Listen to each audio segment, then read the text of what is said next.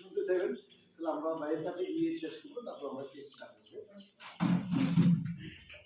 Thank you. আমার আসলে মোটামুটি বিশেষ করে একবারে মানে যন্ত্রপাতি সহ অবকাঠামো যেটা বলে আর কি, এটা সুযোগ করে এটা ছাড়া আসলে আমাদের তো আমরা শেষ ভাইয়ের কাছে যাই, ভাইয়ের থেকে অনেক কিছু শুনবো, আশা করছি সবাই।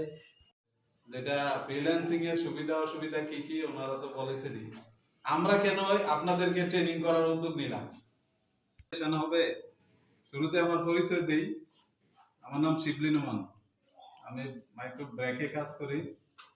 প্রায় ব্যবসা প্রতিষ্ঠান আয়বর্ধক কর্মসংস্থানের মাধ্যমে আমাদের কাছ থেকে টাকা নিয়ে ওনারা নিজেদের লাইভলিহুডের চেঞ্জ করে নিষেধ করেছে। টিচার মানুষ এই জন্য স্যার বলতেছিলাম, যেহেতু উনি বলছে যে আমরা এনজিও সেক্টরের লোক, দাদা অসংখ্য ধন্যবাদ। যার প্রয়োজন সবচেয়ে বেশি তার কাছে আগে যাও।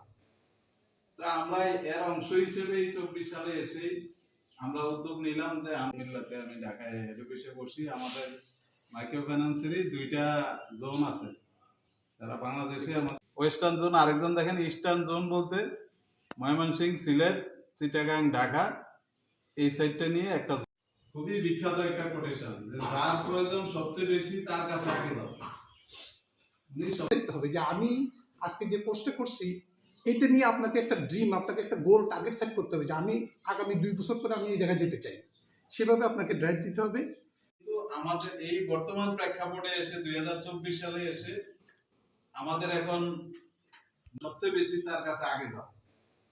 তা আমরা এর অংশ হিসেবে এই 24 সালে এসে আমরা উদ্যোগ নিলাম যে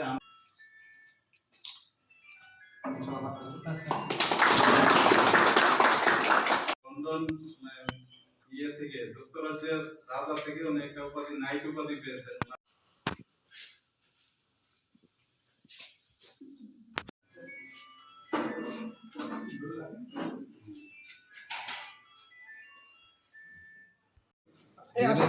সামনে দাঁড়ালে পাশে গোল হয়ে দাঁড়াতে, ঠিক আছে? হ্যাঁ, গোল হয়ে সবাই গোল হয়ে দাঁড়াবে।